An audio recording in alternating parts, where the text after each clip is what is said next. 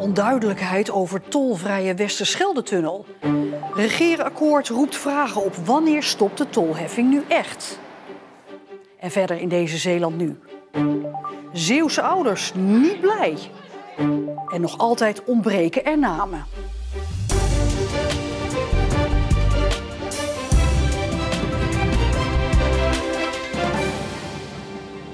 Goedenavond. Wanneer gaat de tol van de Westerschelde-tunnel? Het kabinet heeft vandaag het nieuwe regeerakkoord gepresenteerd.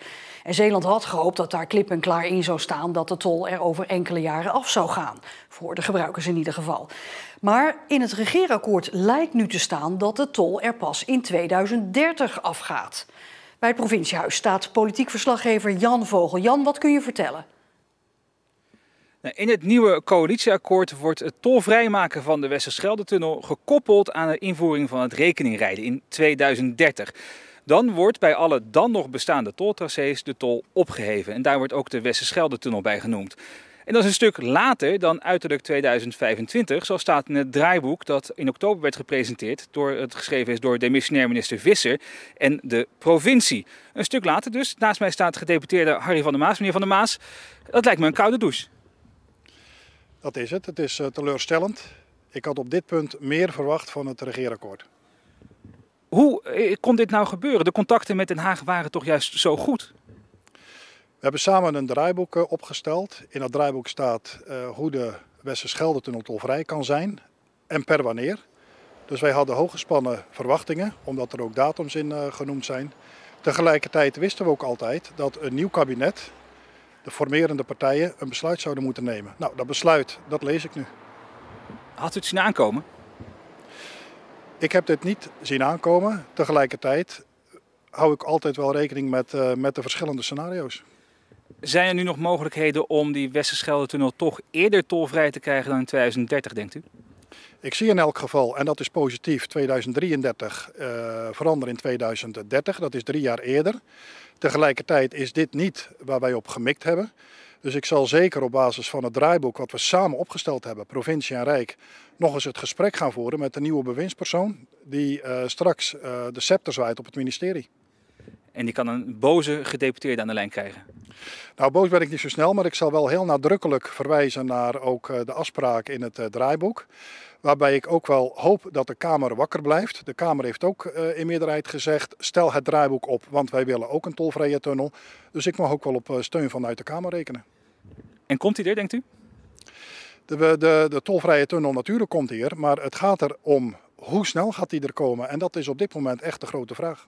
En tot zover vanaf het Abdijplein, het Zeeuwse provinciehuis. Ander belangrijk punt uit het regeerakkoord is dat de huidige kerncentrale in Borselen langer open blijft en dat er in Nederland 2 nieuwe kerncentrales bijkomen. De provincie staat achter het langer openhouden van de kerncentrale in Borselen. Hij is gewoon goed, hè? Het is geen auto die ouder wordt en op een gegeven moment op is. Hij is altijd op orde. Dus in die zin kan hij jaren mee. Hoeveel, dat moet blijken. En dat is dus een gesprek wat we gaan voeren. Zeeland en kernenergie zullen dus aan elkaar verbonden blijven. En ook in de 2 kerncentrales die de regering extra wil bouwen, is onze provincie geïnteresseerd. Ja, vanuit de provincie Zeeland hebben we steeds gezegd, ze zijn welkom. Die ruimte is bewust gecreëerd en er ook altijd geweest. Hè. Feitelijk kan iemand nu al komen. Maar dat het kabinet nu zegt, wij gaan die iemand, die investeerder die het wil, ook echt helpen. Ja, dat is nieuw, dat is goed. De overheid moet hier een goede randvoorwaarden creëren. En dan kan kernenergie onderdeel uitmaken van die brede energiemix. Wanneer kan Den Haag het eerste belletje vanuit Zeeland verwachten met de mededeling van nou, ze kunnen hier wel? Nou, dat belletje is al geweest. En meer over het regeerakkoord van het nieuwe kabinet Rutte 4 vindt u op onze site. De basisscholen krijgen een week langer kerstvakantie en gaan dus al vanaf volgende week dicht. Gisteren werd die maatregel bekendgemaakt in de coronapersconferentie. Zeeuwse ouders zijn niet bepaald blij met de maatregel. Ik vind het erg jammer. Ze zijn allemaal al in quarantaine een paar keer geweest en nu wordt er weer een week afgenomen. Het is niet goed voor de leerlingen, vind ik. We vinden het niet leuk, maar ja goed, we kunnen niet anders. Omdat de maatregel al zo snel ingaat, is er besloten om geen online lessen te geven. Veel ouders zijn bang voor een leerachterstand en geven daarom alsnog zelf thuis les. Lezen, schrijven, rekenen. Dat soort dingetjes. Mijn dochter vindt het gelukkig ook leuk, maar het kost wel tijd. Ik moet er wel in investeren natuurlijk. En het gaat ten koste van mijn werktijd, dat wel. Als ze daarvoor te paaien zijn, gaan we dat zeker doen. Maar ik vrees dat het misschien gewoon wat extra schermtijd zal worden. Ja. De vestingcross op 2 januari wordt toch op de Wallen in Hulst verreden, maar vanwege corona zonder publiek. Vorig jaar werd de internationale veldrit nog verplaatst naar Perkpolder, waar het publiek meer ruimte had. Omdat het dit jaar toch in Hulst zelf is, roepen de gemeente en organisatie op niet te komen kijken in de stad. Maar de wedstrijd op tv te volgen via de NOS en de VRT of op de radio bij Omroep Zeeland. De provincie Zeeland dient geen bezwaar in tegen de stort van een grote partij mogelijk vervuilde bagger op de grens tussen Antwerpen en Zeeland. Dat antwoordt het provinciebestuur op vragen van D66 in Provinciale Staten. Het gaat om 400.000 kuub bagger die mogelijk vervuild is met het kankerverwekkende PFAS. De bagger is vrijgekomen bij de aanleg van de Oosterweelverbinding. En dat is een tunnel tussen de linker en de rechteroever van de Schelde in Antwerpen. Volgens het Zeeuwse provinciebestuur voldoet de Antwerpse stort aan alle voorschriften. De ondernemingsraad van Emergis gaat akkoord met de nieuwe reorganisatie. Emergis sluit de klinieken voor angst- en stemmingstoornissen en psychosezorg, waarmee 15 bedden verdwijnen. Idee is dat cliënten beter thuis in hun vertrouwde omgeving kunnen worden behandeld. De OR gaat akkoord omdat er door de verandering geen werknemers ontslagen zullen worden. Op het KNVB-monument in Zeist voor voetballers die overleden zijn in de Tweede Wereldoorlog ontbreken vele namen. Sporthistoricus Jurrit van der Voren uit Amsterdam probeert al jaren het overzicht completer te maken. Op dit moment zoekt hij in Zeeland naar de verhalen van voetballers die in de oorlog omkwamen. In oktober ontviel ons door oorlogsgeweld onze trouwe bode G.C. Bergen, die tot alle tevredenheid de korte belangen van onze vereniging heeft mogen behartigen. Ik weet dus nog niet wie hij is, maar het is dus iemand van de voetbalclub die ook is omgekomen in de Tweede Wereldoorlog. In 1949 onthulde de KNVB een monument waarop voetballers die in de oorlog zijn overleden worden geëerd. Het monument is samengesteld uit 5 bronzen kasten waarin de namen voorkomen van de 2212 leden van de KNVB die in de oorlog het leven verloren. Op dat monument ontbreken namen van honderden voetballers. Sporthistoricus Jurrit van der Voren probeert al jaren dat overzicht completer te maken. Het is niet zo dat ik hoop dat daar mensen zijn omgekomen van de voetbalwereld. Maar het is gewoon zeer uitzonderlijk als bijvoorbeeld Westkapelle. Als daar bij bombardementen zoveel mensen zijn omgekomen uit het dorp. En ik heb niemand uit Westkapelle op de lijst staan van omgekomen voetballers die op het KNVB-monument staan. Dan of er is iets heel uitzonderlijks aan de hand in Westkapelle, dat niemand daar van voetbal houdt.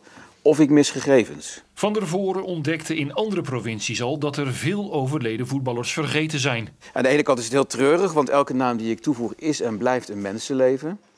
Dat kan je heel snel vergeten als je dus een bestand hebt met 2700 namen van dat het gaat om mensen die hebben geleefd en die onder vreselijke omstandigheden zijn omgekomen. Maar ik ben wel altijd weer blij als ik er weer een vind of iemand mij helpt daarbij te vinden. Omdat het heel vaak voor nabestaanden en voor clubs een hele grote verrassing is om te horen van dat hun dierbare van 70, 80 jaar geleden bij een voetbalclub heeft gezeten.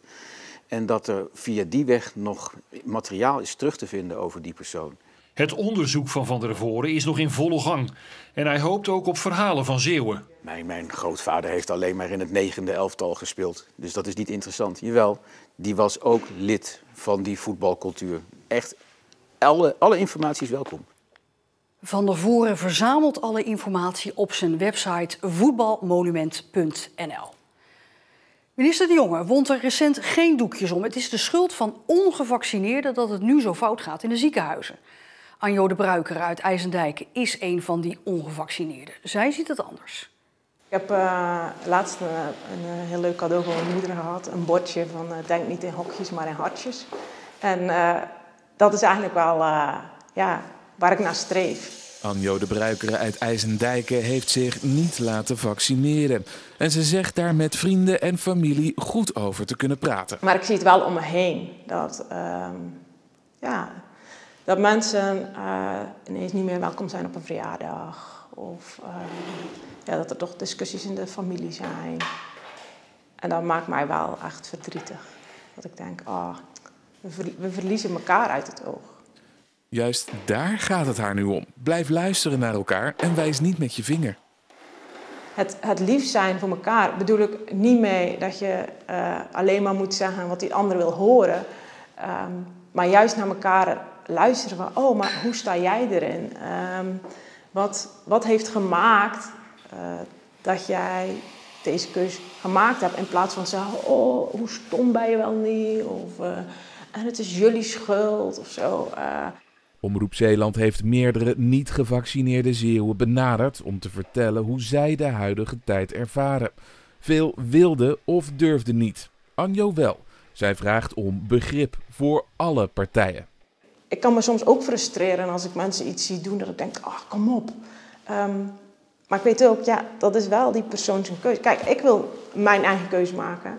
Maar dan moet ik ook zo ver zijn dat ik de ander ook vrij kan laten in de keus. Ja. En dat is niet altijd even makkelijk. Voor niemand niet. En als we daarna kunnen streven om dat meer te zien van elkaar. Dat we het gewoon allemaal moeilijk hebben. En elkaar daarin steunen. In plaats van elkaar te willen overtuigen. Aangeschoven is zorgredacteur Marieke Kerklaan. Marieke, Anjo heeft zich niet laten vaccineren vanwege een medische reden. Maar hoe groot is die groep nou in totaal in Zeeland die zich niet heeft laten inenten? Ja, die is behoorlijk. Je hebt het over 1 op de 5 Zeeuwen. En die groep is dus heel divers. Dat blijkt wel uit een landelijke peiling die gehouden is door Eén Vandaag recent. Wat bijvoorbeeld blijkt is dat zo'n 41% van de mensen geen prik neemt uit wantrouwen tegenover de overheid. Dat speelt bijvoorbeeld. Anderen zijn bang voor bijwerkingen. Of ze vinden dat het vaccin te snel is ontwikkeld. Dat zijn allemaal redenen, dus het is echt wel een hele diverse groep.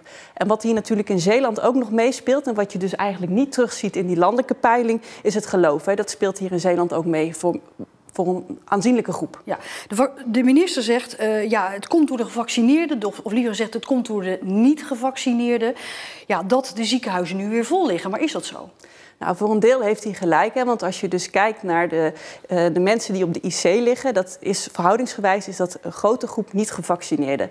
Maar natuurlijk spelen ook andere dingen nu op dit moment een rol. Bijvoorbeeld hoe snel het virus zich op dit moment verspreidt. En ook dat zowel gevaccineerden als niet gevaccineerden zich gewoon niet houden aan de basisregels. Dus het is echt niet alleen toe te schrijven op niet gevaccineerden. Ja, inenten, niet inenten, het houdt iedereen heel erg bezig op dit moment. Je hebt met heel veel mensen gesproken.